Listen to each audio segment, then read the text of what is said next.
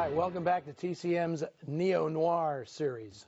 Every Friday night in July with my co-host, Ben Mankiewicz. This is fun. This is good. We should do this more often. Yeah, absolutely. Up next in this schedule, we have a film that in the outro of Get Carter, I said had a lot of similarities. The Friends of Eddie Coyle, made in 1973. Shot on location in Boston. And the reason I say that is because as dismal as Newcastle was in Get Carter, they kind of have the same environment. Yeah, we know in a couple of scenes, including the final scene where Michael Caine in Get Carter, we can say it now because it's over, where Michael Caine is shot in the head in Get Carter, but first he chases a guy down and kills him. Couldn't shoot because it was too sunny for hours and hours and hours. Yes. And you get the feeling that Peter Yates here in Friends Eddie Coyle, some days they were like, nope, not today, fellas. No, it's too nice. Too bright. Everybody back it in. Yeah. Yeah.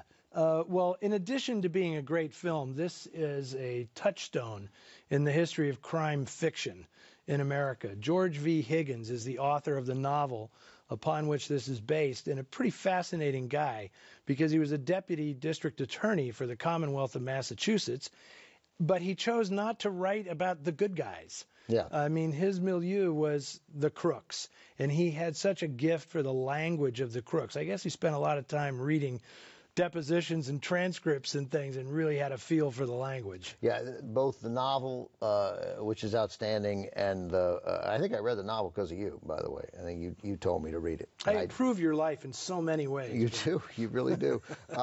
And you see it again in the movie. There's no hand-holding. You are a fly on the wall. You're getting to see inside this world that you're no longer exposed to. And when it is dumbed down, when it is softened for an audience so that they'll understand, it loses some of its magic, and there's a lot of magic in the dialogue here.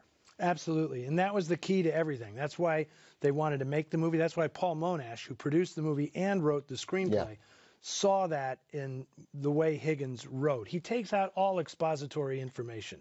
He just throws you right in the middle of the scene, and it's dialogue. His books were all just dialogue. There's nothing else. And so it's fascinating because this movie is so grimy and gritty, and a lot of actors making their debuts in this film, but over it all is Mitchum. In some ways, this is his last great performance, and he's just perfect for it. But they almost didn't get him because he was a big star at this point, but he hadn't had a hit in a while.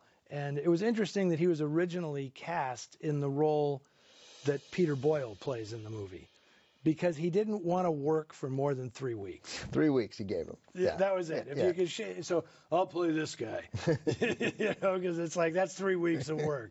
But then he read the script, and it was like, no, I'm gonna be Eddie Coyle. But I'm still only gonna give you 3 weeks. I'm still only gonna give you 3 weeks. But exactly. I'm gonna do Eddie. Exactly. But he did Coyle, yeah. So and Peter Yates would say that they're shooting the film, and sometimes Mitchum would go off script and like blow a line or say something. I mean, total pro. He wouldn't stop. He'd just say something else.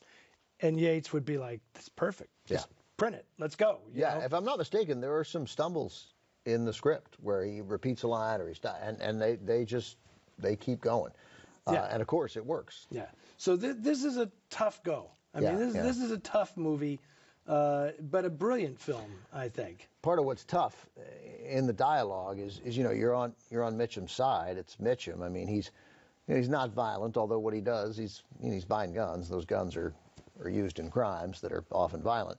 But you're definitely on his side, and there is a moment in the middle of the movie where, seemingly out of nowhere, the N-word comes up, and it comes out of Mitchum's mouth. And I mean, I said, oh, like sitting by myself, so not so much a warning, but just know that comes, and it comes without the subtle bits of context that movies usually give you, that kind of language is part of the story, and it comes up again later, not out of Mitchum's mouth though in the second time. Yeah. Well, that's because you are about to see a very graphic and authentic depiction of the almost exclusively white Boston underworld. That's right. Yeah. It's rough. Yeah, I don't have any trouble believing that is the language that these guys did, would, and do use. Exactly. So here it is, one of Robert Mitchum's greatest performances from 1973. This is The Friends of Eddie Coyle.